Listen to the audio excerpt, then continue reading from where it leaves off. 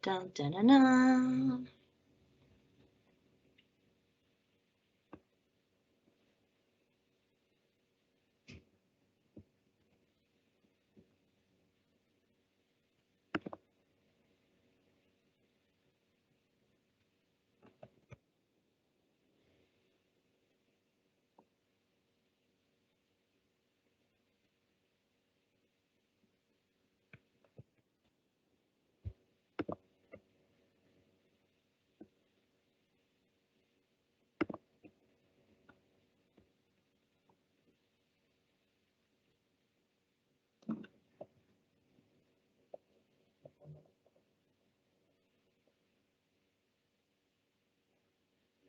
Okay, I think we are live. I can't quite see anything that's going on in this presentation, but my name is Kate. I'm an instructor here. I did part 1 of our monthly puppy report presentation last month, and we experienced quite a few technical difficulties. So that's why we are in a different format now. We're hopeful that by doing this live, some of those videos that we had uploaded are going to come across to you guys and not be glitchy, and we won't run into as many technical difficulties. So speaking of that, this is my first time doing anything live on Microsoft Teams. So Becky and I are both kind of working through it. There is a Q&A box, which Becky's going to be checking to see if you guys have any questions, and I'll kind of pause and answer them. But that being said, my goal for this presentation was to have it be very interactive and have you guys more involved in identifying body language and the different behaviors you're seeing. But we're 10 seconds delayed, so unfortunately it's not going to be as interactive and engaging as I had planned. But hopefully it's still helpful for you guys to see this different body language, and you know, hopefully the videos are coming across well. So that being said, I will briefly, if you guys did not get to meet me last time, my name's Kate. Like I said, I'm an instructor here. I was, let's see, I started in 2017, and yes, 2017, I got to do my 6-month apprentice course under Chuck here at Southwest. And then I went to Texas for 2 years, missed the beach the whole time I was in Texas. So after COVID hit, it really kind of snapped me into reality and made me realize that I didn't want to live that far away from Oceanside or the beach. So I made my way back here in February of 21. And fun fact about that, I actually came out here to visit one of my good friends that I had met during my apprentice course. And as I booked my flight, Chuck texted me and he said, hey, or maybe it was Shelly, there's a position open, you know, let me know if you want it. And I said, oh gosh, I think it's a sign.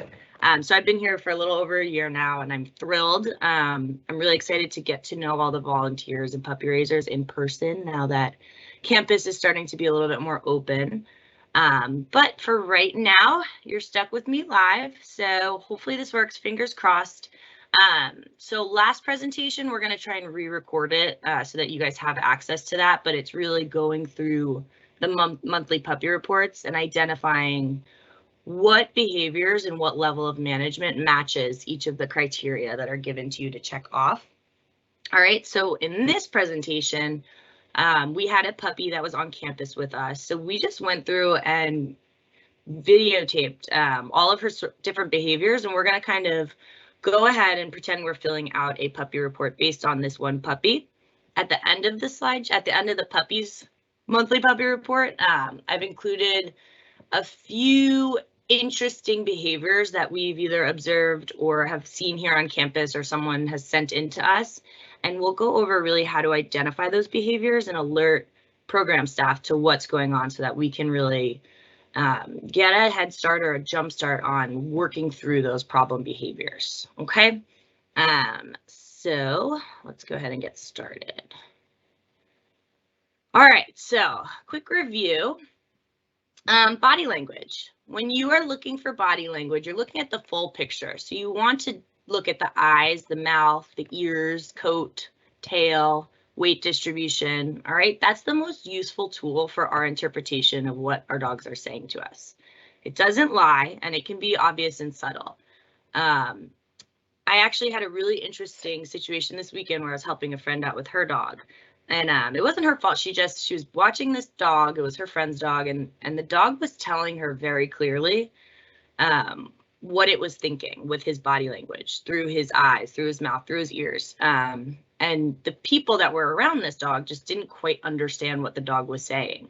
And so it's really our job to sit back and observe what the dogs are saying to us, all right, and advocate for them. So if they're displaying fear, they're displaying anxiety, it's our job to pick up on that because they don't speak our language. We try our hardest to teach them how to speak our language, right?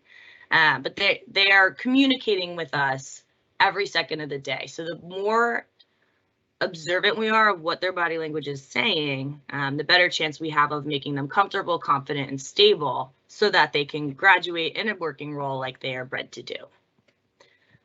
Right, descriptive words. So when you're filling out your PT reports, it's really, really important to be objective instead of emotional. All right, so we want to identify body language, behavior, and the entire environment. We really want to paint a picture so that when either the trainers or Becky is looking through that monthly puppy report, we have the full visual of what's going on. And that way we can identify, okay, this is pretty common for a puppy to be displaying this body language in this setup or this environment, or we can say, I want to know more about this, what's going on. All right, so if I was going through my monthly puppy reports on one of the dogs I had in professional training, and I saw that, you know, Fluffy was perfect at a recent field trip to Lowe's.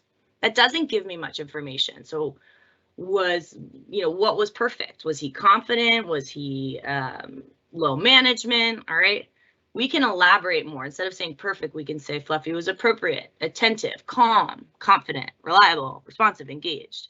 Any of those words is going to give us way more information.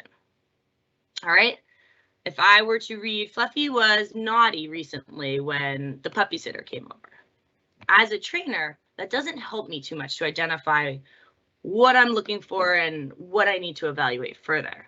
But if you said Fluffy was assertive or disengaged or resistant, unresponsive, that's going to give me a better idea of what I need to look for so that I can evaluate and hopefully work through some of this naughty behavior.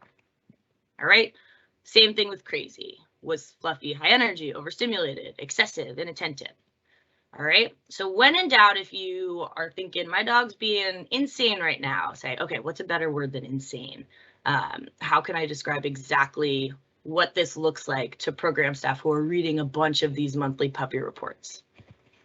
All right, if you identify strange or out of the norm behavior, this is what I want you to go back to, this little template right here. So we talked about last month having a behavior journal. And this is a really good tool to use. So we as trainers have a bunch of dogs on our strings, and we get to know them really, really well. But every month when it comes time to write PT reports, we kind of blank out. We're like, huh, what did Fluffy do this month? I think they were perfect this month, right? And then all of a sudden we look through the notes that we take every day and we go, oh, wait, actually on a recent field trip, Fluffy displayed a little bit of fear or so-and-so. So it's really important to document these behaviors so that you can report them to us because life gets busy and there's a lot going on. But if you have this little behavior journal, it can trigger the memory of, oh yeah, wait, I definitely wanted to contact Becky about this behavior that I saw out in public or whatever the behavior was. So if you see something out of the norm, what was the trigger? All right, what was happening in the environment before, during, and after? Where were you? Who was there? What was that person doing? What was the dog doing? What was the reaction? How did that puppy respond to the trigger? What was their body language telling you? We don't need to know exactly what they're telling us. As long as you describe what their body language did, we can usually interpret that and get a better understanding of what emotion that dog might have been feeling. Okay, response means what did you do in response to that reaction? Did you panic? Did you freeze? Were you startled? Did you give the puppy a correction or did you give them food? We're not judging the response. We just want to know what the response was, if that response worked or if we could have done something differently. And then recovery means how long did it take for the puppy to return to a relaxed emotional state. So if the puppy was startled or displayed fear, how long until that puppy stopped panting or licking their lips or pacing, something like that? Or did they not recover? Did they stay in a heightened state of arousal for, a significant amount of time? The reason we want to know about the recovery is because it's normal for dogs to show reactions to things. They're reactionary animals in the same way that we react to things. But what we are looking at in service dogs or in working dogs is how quickly it took for them to recover and how resilient they are. Because it's not going to be fair if we place a dog, that has these anxious tendencies. If that dog doesn't recover and they're constantly in a state of stress, it's not fair to put them in that working role. So that's what we want to look at when we're talking about recovery. How resilient are they and how quickly were they able to recover from whatever triggered them? Okay, I hope everything's working well. Can you guys give me a thumbs up if you're seeing everything? Just so I have some reference. Yes, I can hear you. It looks and sounds good. Yes. Okay, that's awesome. All right. So quick example. So the trigger, Fluffy was on leash and down in the driveway when my neighbor stepped out of their car. They were wearing a big hat and waved hello to us. That gives a ton of information. All right.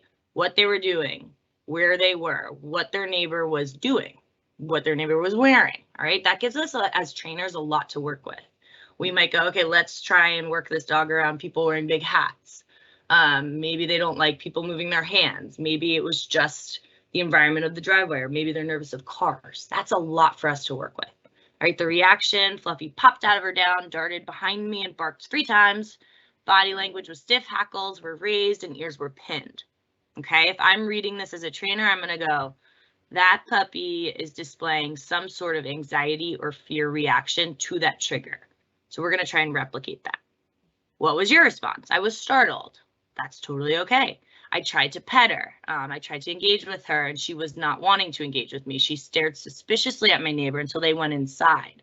She didn't respond to my sit command and then started to pan and lick her lips. Okay, so that's telling me possibly it's the neighbor because she stared at that neighbor until they went inside. She wasn't responding to my commands, which is abnormal for her. And then she was licking and panting, licking her lips and panting. So that means that stress is associated with the neighbor. Okay, so that narrows it down for me. And then recovery, it took about 2 minutes before she was able to lay down and relax again. All right, so that's just displaying how resilient that puppy was to that situation. It's good that the puppy was able to relax again, and we're just going to evaluate that further in training. Okay, so here's the fun part. And yes, we don't have a template. We can share it if you would like. So I'm going to start showing you guys videos. Again, I had hoped that we could all participate. If you want to add in the chat what body language you're seeing, go ahead and do that, or just take note of it in your head, but I'm just going to be calling it out because I can't tell if you guys are engaging or not. All right, so this is the video of our puppy getting their nails done. Okay, so we got a loose wagging tail, licking lips and panting. All right, initially not wanting to go into that cradle. She's a little resistant, showing some whale eyes. Her ears are pinned, and she does lay down. All right, and once she's laying down, it's not too difficult to physically manipulate her and get her into that cradle position. Her tail's wagging, it's a little stiff. These are, we got the stretched out legs and that tail. So some people might go, the tail's wagging, puppy's happy. But if you look at the full body picture, you're seeing stiffness in her limbs. All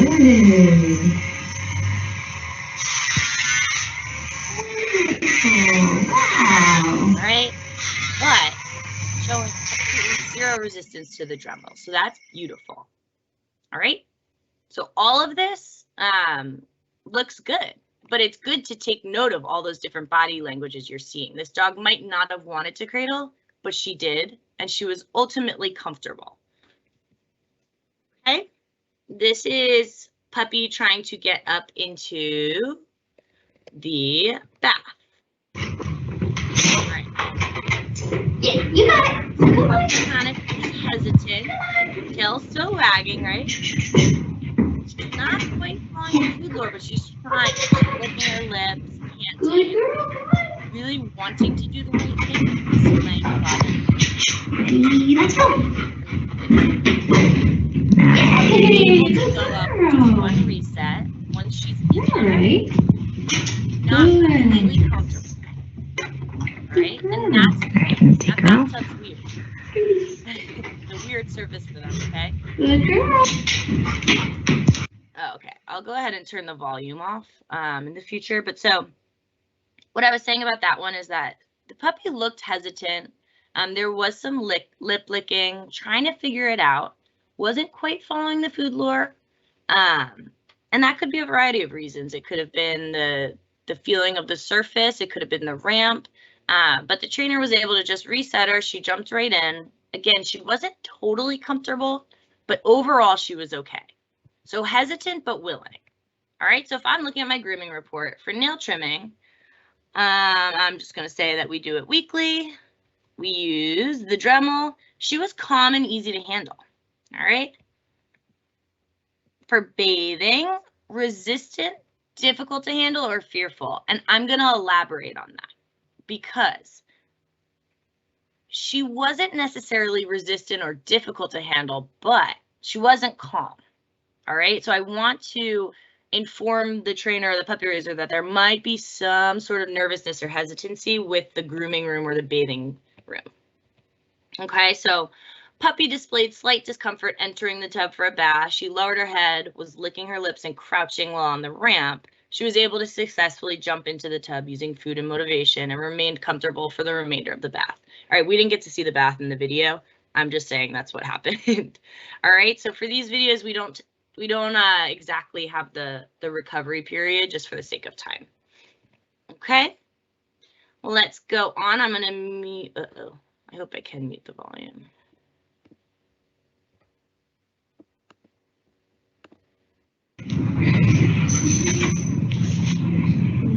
Good girl. You guys are seeing my rock. Awesome.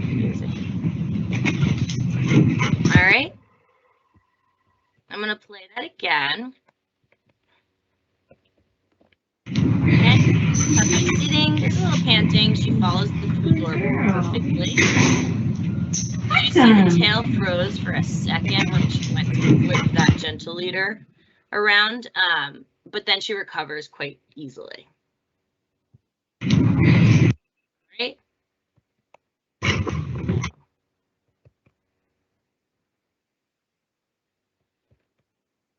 Here we go. Technology. Okay. So, equipment.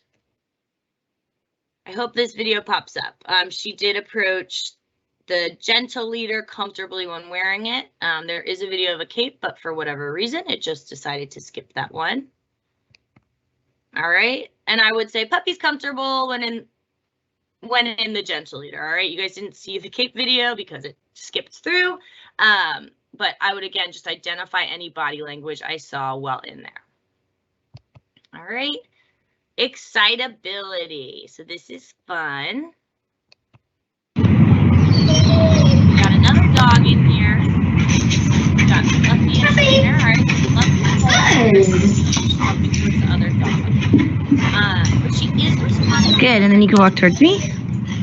Briefly. She's like very overstimulated. Really wants to see that other puppy bouncing, plunging, and it's a lot of effort to get her attention back on the trainer. So that's really important to pay attention to. So she's able to get the attention briefly with the puppy comes back excitedly, immediately. Okay, sorry, go ahead and walk the other direction. All right, so if you're looking at the leash throughout this video, it is tight almost the full time. All right. This is all really important to look at because our graduates are not going to have the same timing as us. They might not have the same physical capabilities as us. So that's going to be really hard for a graduate to manage. That's okay. these puppies are not graduate dogs yet. They're still going to go through a lot of training. So we're not worried about this. We just want to evaluate what sort of situation we're putting them in and how much management they were. All right, so places visited would be other, campus. All right, and for this one, I ranked her as a 5. I said the puppy's very excited, pulling ahead on leash or bolting. Because there was a lot of management involved with that puppy, and that's okay. All right, so location, campus, great room. This is just an example of some notes I would put. You can kind of organize it however you would like. Body language, extremely excited, animated, confident. Management level, tight throughout the entire session. She bolted 3 times towards that other pet dog. She was able to briefly respond to handler engagement, but was quick to become distracted or lunge towards that other puppy again. All right. Hey, Kate. So this is all really great information for us to know. It's also really great for you guys to kind of evaluate how the session went and say, okay, what can I do differently the next time I take this puppy out? What I would do differently is create distance. So that was way too much for that puppy to be able to learn or absorb any of the feedback you were giving them. So rather than trying again, I would try and make it easier. Set the dog up for success. Create more distance between whatever's creating that excitement and your puppy so that they're able to focus on you and you can, reinforce that good, calm behavior before you throw them back into that same situation. Hey, Kate, when you're showing the video, you'll probably have to narrate it separately because I'm only catching like a few words here and there of your narration during the video because the video audio is like much more overpowering. Okay, hold on, I have an idea.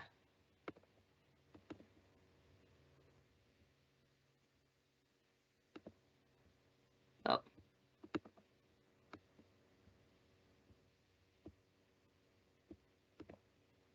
Okay, I'll just narrate it after, that's fine. Thank you. Yeah, you can just put them down.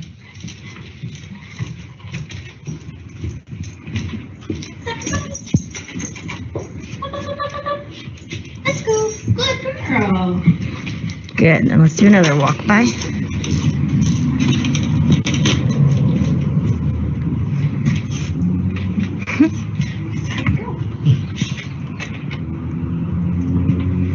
See if you can put her into a sit. Puppy, sit. Good girl. Good. All right. So, for this video, I'm seeing if I can. I'm not able to. Okay. So for this video, the puppy was displaying a lot of alert body language immediately when she spotted that cat. There was a high tail, high head. The tail was wagging, and then she pauses as soon as she sees the cat and just rushes forward. All right. So she's slower to respond to handler redirection. She does eventually turn and follow the handler, but only because of the leash tension. And there's a lot of rushing, pulling forward, looking for cat. There was some sniffing after, her ears were alert, but she was able to follow through with that sit command. All right, so for exposure to animals, we have cats. We have the puppy's excited and tries to interact with the animal. And I'm going to say I was walking by a cat on a leash. I did not allow them to greet. Okay, that's important for us to know. Management level was high. The leash was tense and required lots of redirection with multiple cues. And the level of engagement was low. So the puppy was extremely interested in the cat and was sniffing. There was alert and excited body language, but she was able to respond to the sit command after. So she wasn't able to stay in that let's go position because there was a little bit too much freedom in that command. But once asked to sit, puppy was like, okay, I can do this. All right. Body language, like we said, there was high ears, high posture. The tail was wagging high. There's a lot of sniffing and scanning for the cat once it was out of sight. I'm going to try something, guys. Bear with me for 1 second. I want to mute my content, okay? Because I want to be able to narrate it in the moment. Hold on 1 second.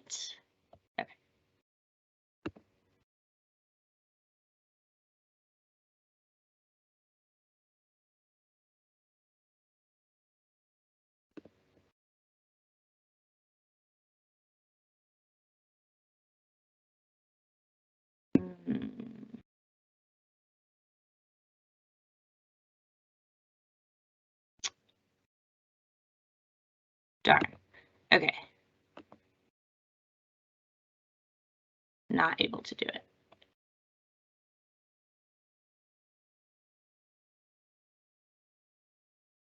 Okay.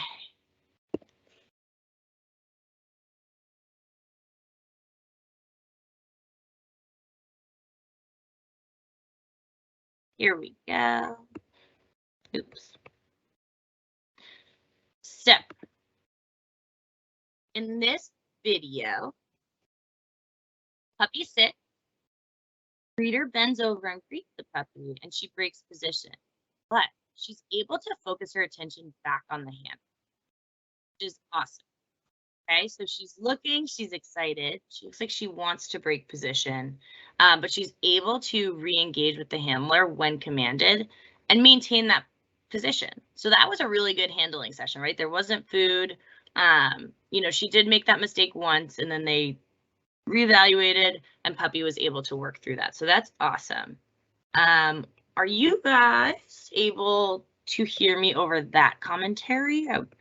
I think that the volume is now turned off on my computer, so I'm hoping that that one worked. All right, so for greetings, we have the puppy is happy to meet people. All right, they might break position, but they're manageable and responsive to redirection. It didn't take too much intervention for us as the handler to get them to pay attention to us. All right. The appropriateness of the greeter. It's so weird. I'm listening to myself on what you guys are listening to, but I'm like 10, 15 seconds ahead of all of y'all. So puppies happy to meet people might break position. All right. I included the level of appropriateness of the greeter because that's important. All right. It's going to be a lot harder for that puppy to respond to someone that is over the top, maybe someone that you might see out in public that's like, oh my gosh, that puppy, it's so cute, blah, blah, blah. Whereas this greeter, as soon as the puppy broke position, he backed up. Okay, so that's something I would keep working on with this team. I would continue to work with the appropriate greeter so that you're able to set the puppy up for success and build reinforcement in greetings, you know, teach them that the focus of their attention needs to be on the handler and not whoever's petting them. All right, so the greeter was calm, leaned over to pet the puppy, stopped petting her when she broke position. That's really important. Level of management was moderate, and that's okay. There's nothing wrong with a moderate energy level on a puppy. It means they're learning. All right, they broke position to jump and greet the greeter, lick the greeter, but was able to quickly redirect their attention back. Okay. All right, able to fix that video. Okay, so play with other dogs. We got some bouncing body language, jumping. There's a little bit of hackling on one of the dogs, right? It's a little bit much, but it's right. Very bouncy and animated. What I like about this play is that as soon as one of them stops, the other one starts to sniff. So that means they're on the same wavelength. They're not being too overwhelmed by each other. It's very equal, and they're able to take rest periods and investigate each other. So I would say the puppy has played with other dogs this month. They were appropriate, easy to get along with. All right. Played with another dog. The body language was bouncy, elevated, enthusiastic movements, some hackling. Side note, hackling sometimes gets a bad reputation. Hackling just means that they're excited or aroused. Okay, so you might see them hackling if they are nervous or alert barking, something like that. You might also see it when they're just excited. It depends on the dog and their personality. All right. Surfaces. So puppies walking loosely on leash. Puppy ducks head and investigates. And did you notice that she tried to? All right, so we redid it. She goes, nope. She ducks her head. Her body language becomes a little bit stiff and uneven. Okay, her whole demeanor changes as soon as she gets on there. She's licking her lips.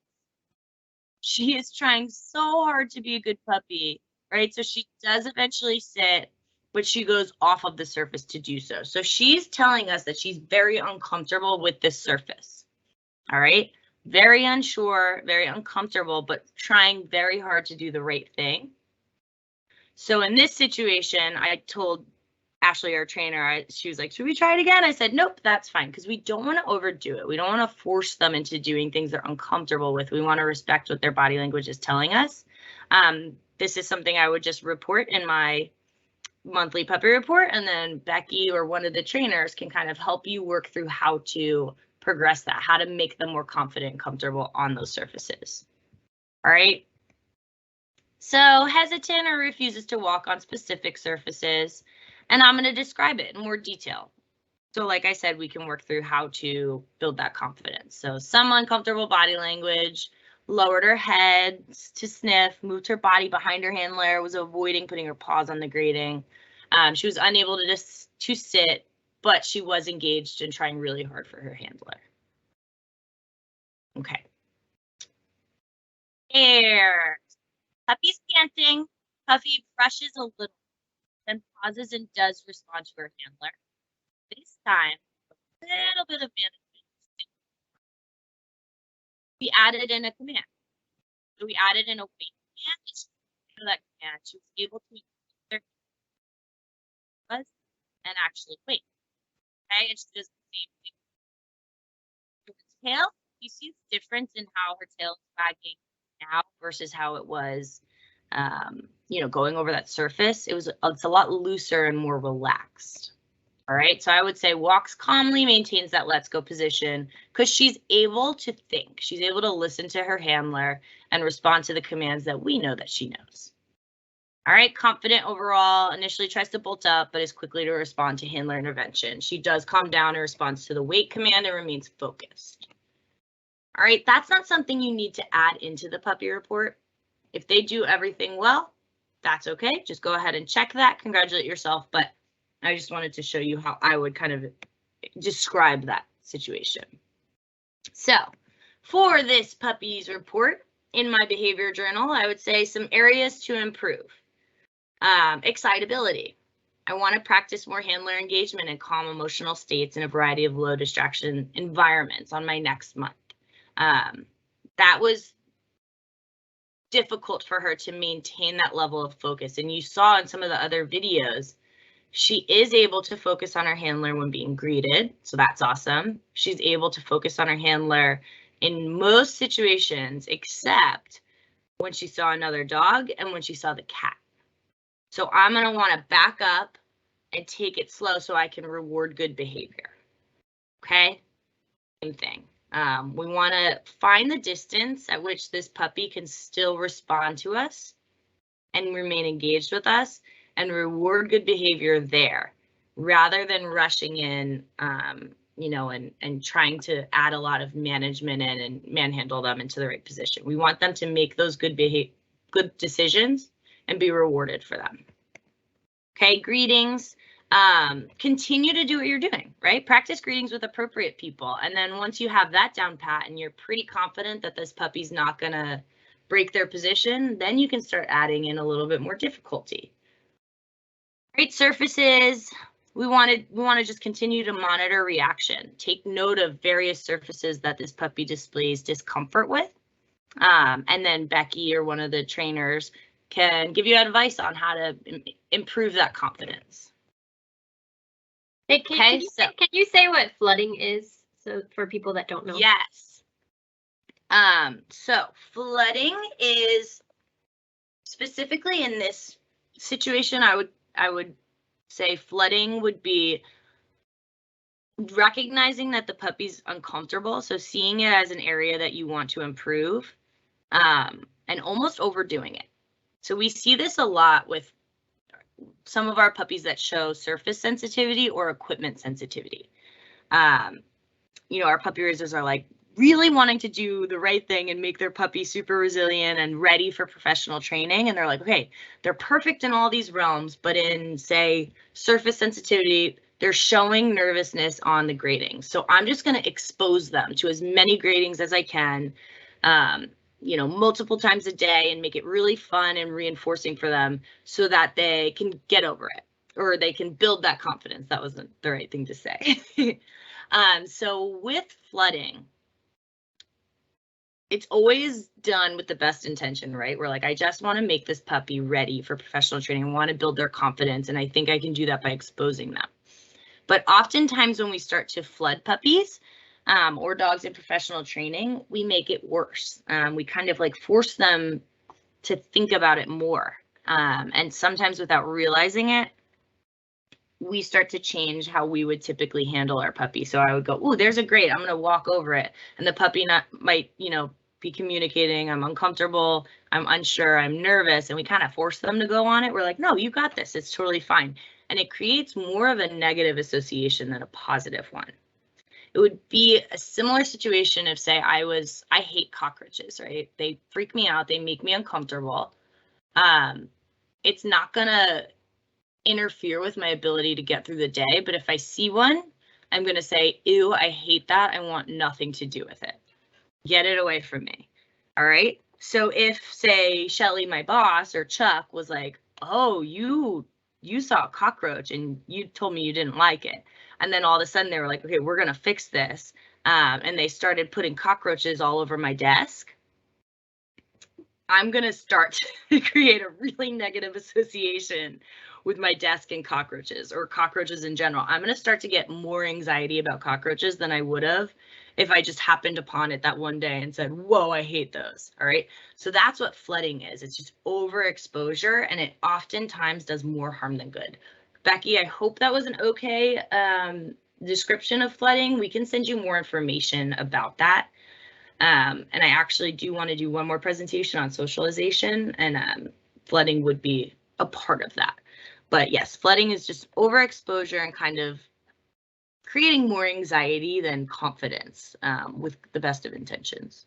Okay, so with that monthly puppy report, that was pretty good little puppy. We looked at some areas we could work on.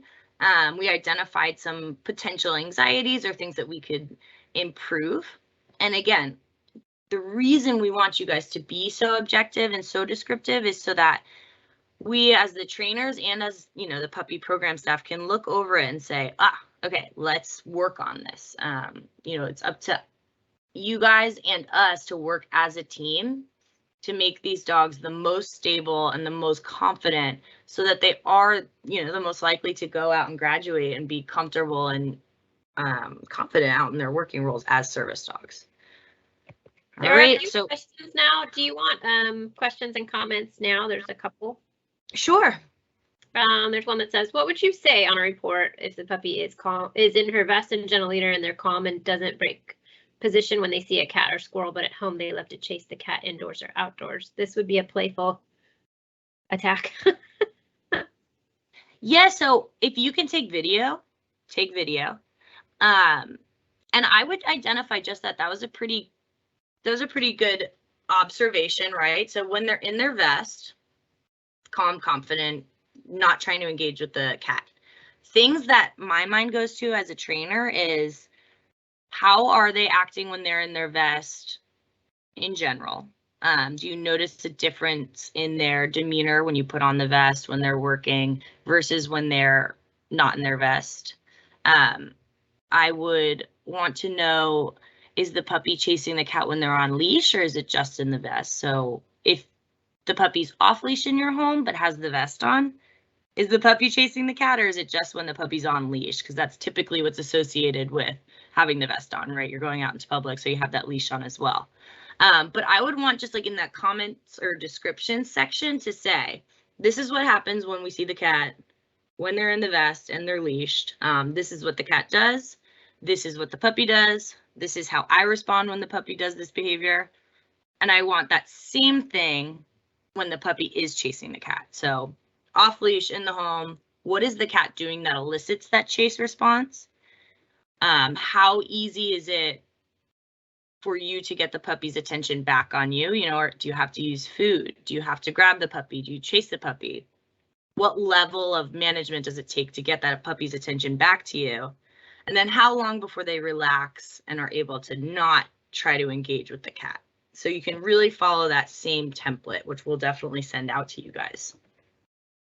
And what is that darn cat doing? Yeah. Yeah, we really, that's what we want to know is what's happening in the environment, what's eliciting the response, how are you reacting, and what is that dog's body language saying? Do you have, in the concerning behavior section, do you have one on equipment sensitivity? I don't, but I do in the previous slideshow, which I'm going to try and re-record. Okay.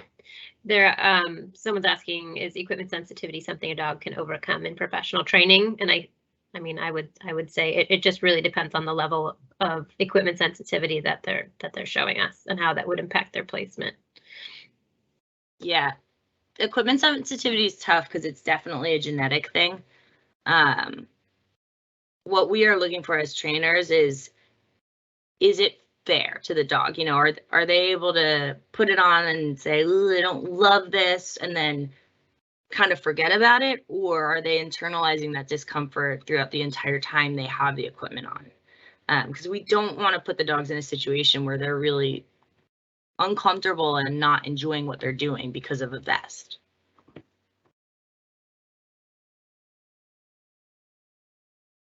Becky, was there anything else? No, that was it. Sorry, I'm trying to listen to the live stream at the same time. Someone said you were cutting in and out a little bit, but I think it was okay on my end. So people can comment if they're having any difficulty hearing, but it might be just for that one user potentially. Okay. All right. Yeah, it's quite a bit of multitasking, trying to figure out where we are and where you guys are. Okay. So this is kind of the fun slideshow. Fun part of the slideshow is some interesting behaviors that we've seen. They don't necessarily fit into the specific monthly professional training report categories. They kind of count as like other. These are the behaviors we really want you guys to take note of and let us know. Okay. So in the following videos, pretend that you're describing the scenarios in a puppy report. Look for the trigger, the reaction, the response, the recovery, and any comments you might have. Okay. When in doubt, take a video. All right. So we got a puppy approaching a vehicle, walking very loosely and comfortably and relaxed on leash. All right. As soon as they get towards that car, puppy goes, ooh, I don't really want to. And you see the whole demeanor change. She starts licking her lips. Her body distribution is backwards. She's leaning away from the car. However, she was able to jump in with pretty minimal encouragement. Okay. I'll go to the next video. This is the puppy in the car. All right, we got panting, scanning their environment. Her weight distribution looks uncomfortable. She lays down. She kind of looks like she was surfing, right? Her ears are pinned and tense. And overall, she's got that tense body language. She's yawning, licking her lips. Her tail would probably be tucked, right? This is a dog that's not super comfortable once the car is moving either.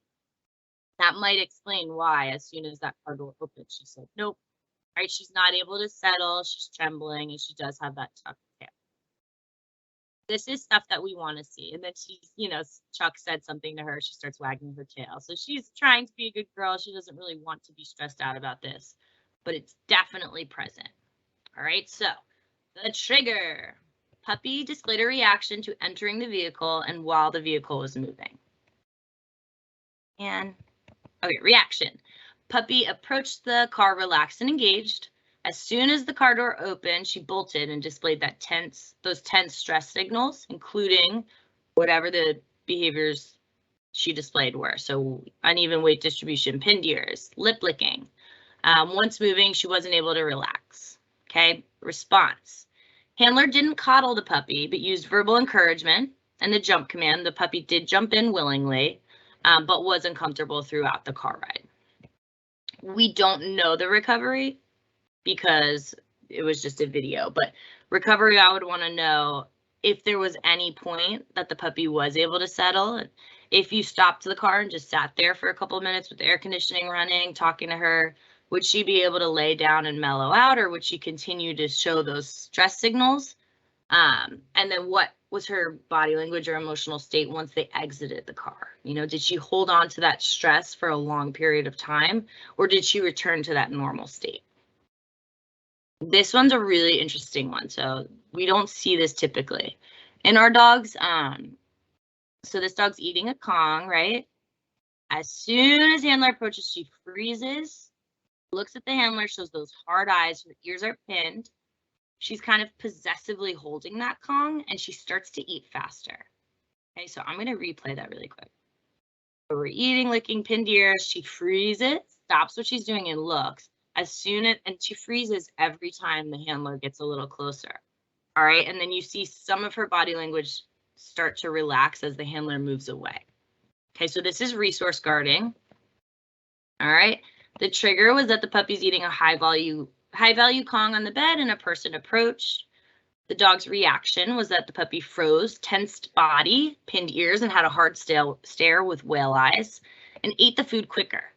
That's a sign of possession, right? She's like, this is mine. No one else is going to take it. I'm going to eat it as fast as I can. All right, the body language intensified as the person moved closer. Response.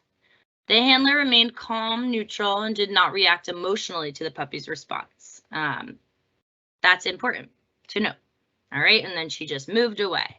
Recovery. Once the handler moved away, the puppy returned to a slightly more relaxed emotional state immediately. Some other things we might want to look at is, you know, what was the puppy's reaction once she was done eating that high value food?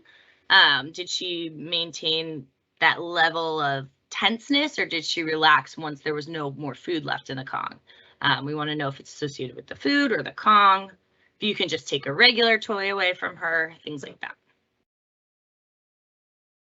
Okay. Puppies at the vet being handled by 2 people. All right. So one vet's doing a physical evaluation. Other vet has the puppy's collar in his hand and is feeding the puppy. So the puppy's taking food. Okay. Still taking food. Then puppy tries to resist that manipulation a little bit. Once the puppy's not able to break free of that grasp, he starts to mouth at the hands. All right. We got pinned ears. We got some growling.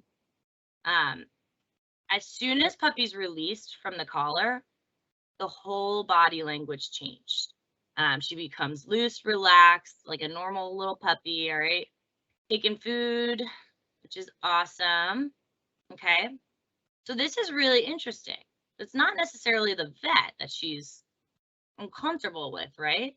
The vet's able to go ahead, look in her mouth with only a little bit of resistance, you know, not much more than any dog would give for having their mouth opened and closed and poked around. All right, vet's able to grab her face, reach under her belly. Body language is tense. She's not super comfortable, but she's not really fighting it. Watch what happens now. This other handler goes to grab for her collar, and puppy immediately starts mouthing again.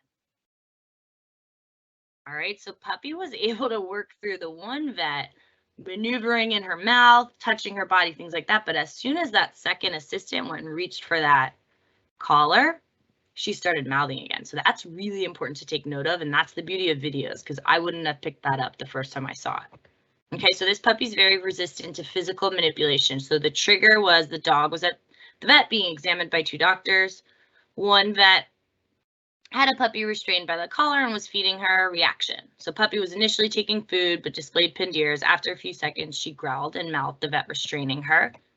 Response. So neither of these vets pulled their hands away. Once the puppy was no longer restrained on that collar, she willingly took food and her body language relaxed. But as soon as that other vet reached for her collar again, she froze, growled, and mouthed. And then recovery, I would add in that she was very quick to recover once the assistant let go of her collar. All right, she was taking food, her entire body language changed, and she was able to be examined. But it was as soon as the vet reached for her collar again that she got tense. And that would be super important for us to know, because we can work through that.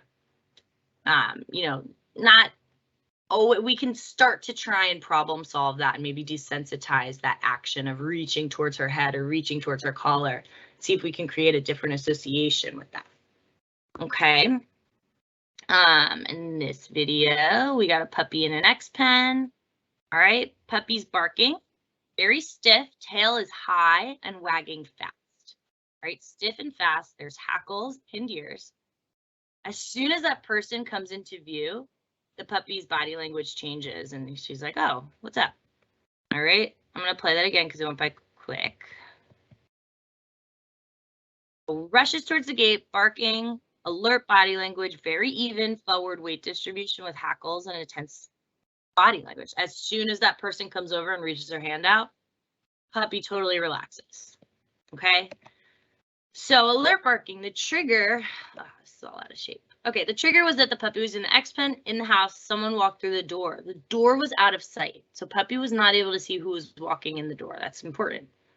Okay, reaction was that the puppy jumped towards the gate, barked excessively. She had hackles, pinned ears, and a tense body language overall. All right, response. You guys weren't able to hear it. The handler did try to, the person videoing, tried to console her verbally, said, hey, puppy, it's okay. All right, and then as soon as the visitor walked towards the gate and was visible, the puppy relaxed. Okay, so for me as a trainer, my first thought is, okay, would the puppy bark if she was in her crate? Would the puppy bark if she was able to see the person as soon as they came in the door? Was it the knock? Was it the person actually coming through the door that made her bark? These are all things that I want to start investigating because I have all of this information now. All right, and the recovery would be similar to the response in that as soon as the person came over, puppy relaxed. This is actually, my parents ended up adopting this dog. This is a release dog in Texas. Okay, really interesting body language. So puppy takes food and darts back into his crate. Okay, you got pinned ears, right? And he's barking at me. So as soon as I stood up, did you see puppy kind of tensed backwards and looked a little bit startled?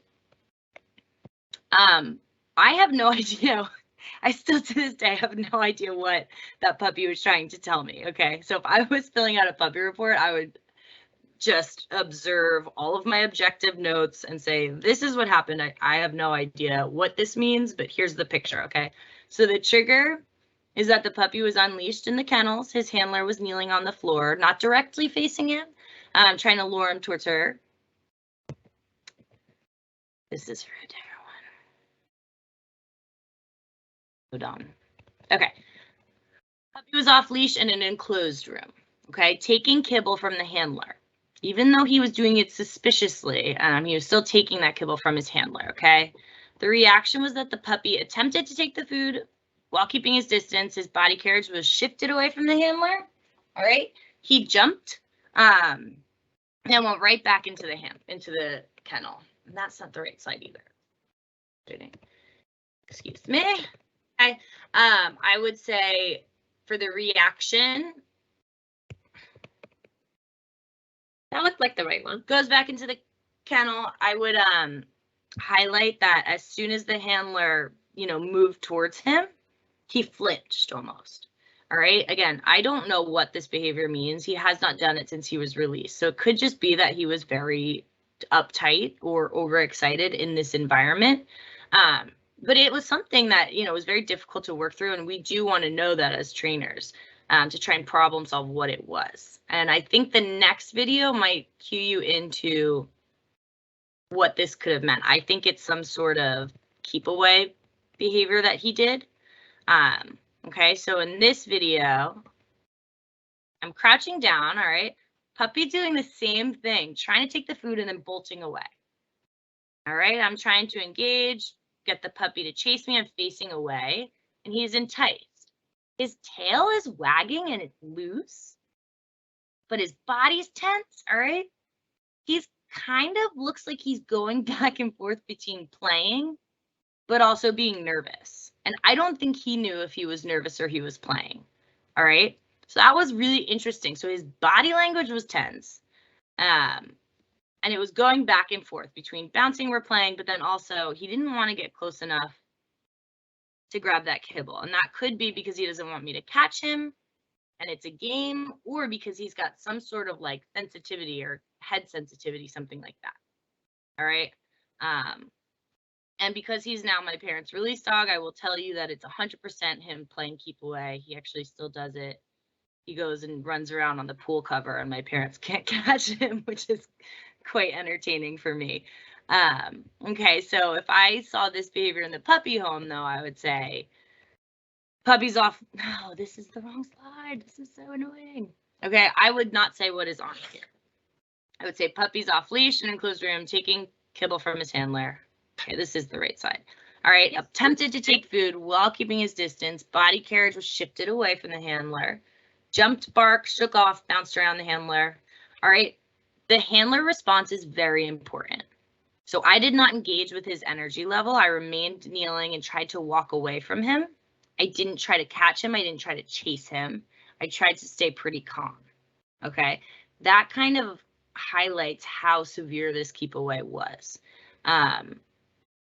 A lot of puppies, if you start to chase them, it's natural for them to think they're playing a game, but I was not playing, you know, I was really trying to get him to follow me and he was still just making his own game out of it. All right, and then the recovery would be, how long did it take for that puppy to settle enough for me to put a leash on him? Okay, this is another interesting puppy we had in Texas. All right, so puppy's showing similar body language to the last one. So she's taking the kibble lure. But look at her hind legs. The weight distribution is very far back. She takes it and kind of bolts. She's a little bit tense. Her ears are tense. Her face looks tense. Okay.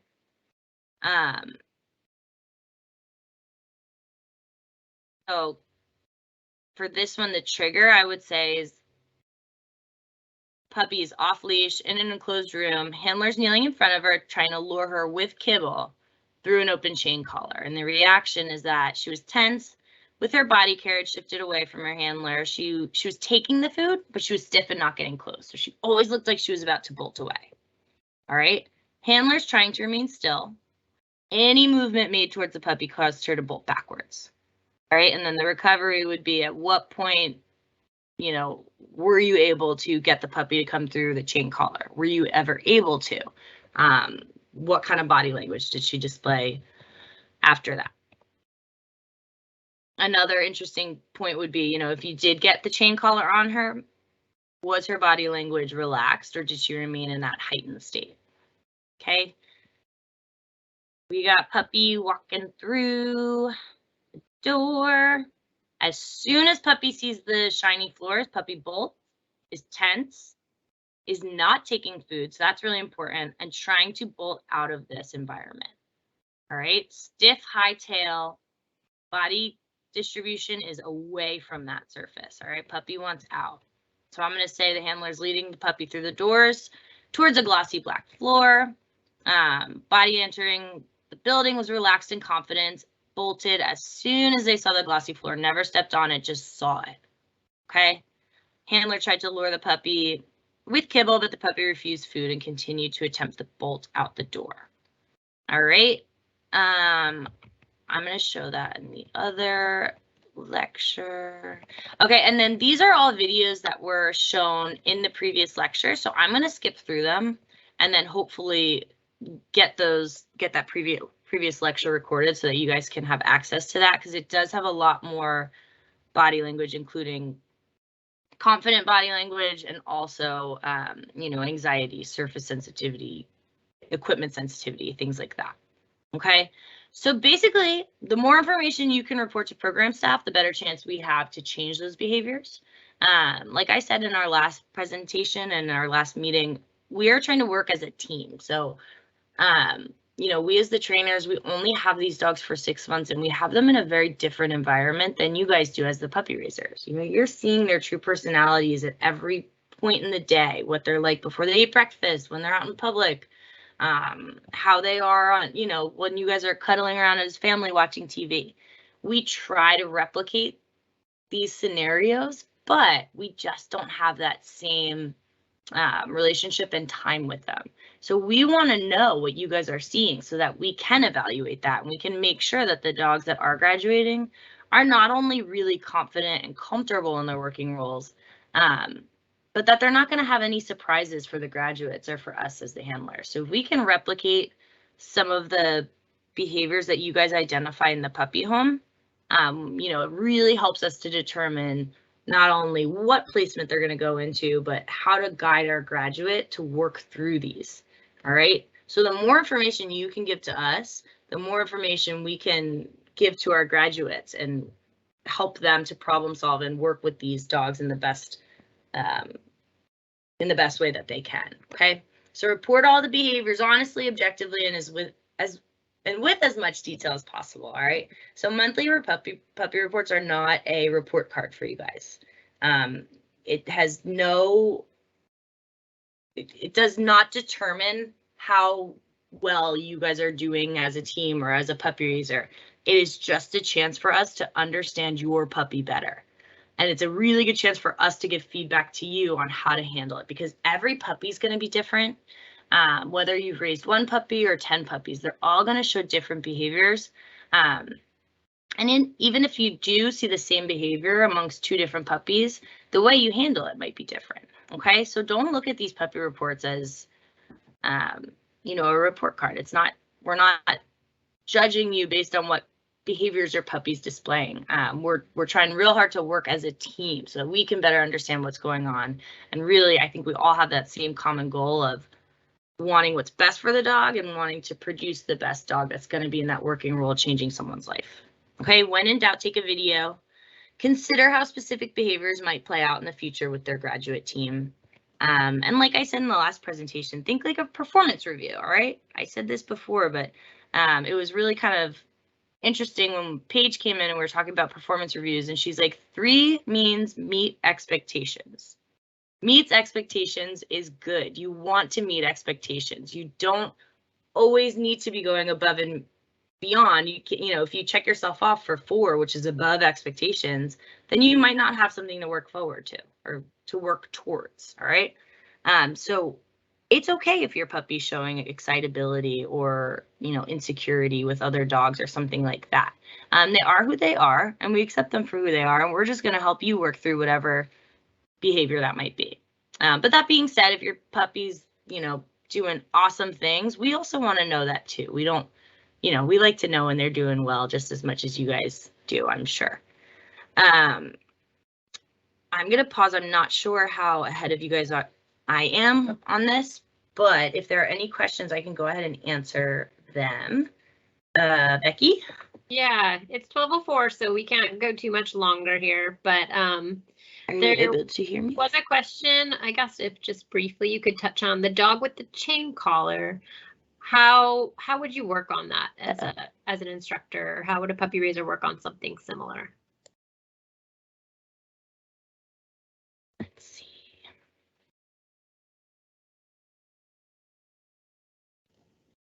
Did you hear me okay?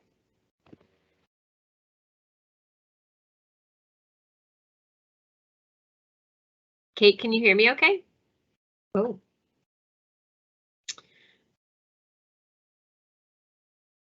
I can't hear Kate anymore. So I might,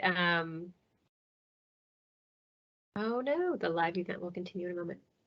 I don't know if okay, I'm looking through some of these questions. I don't know if it's so live internalizing. Anymore. Kate? Patty said, can you describe what internalizing might look like? That just means, say a dog's really nervous or uncomfortable about something.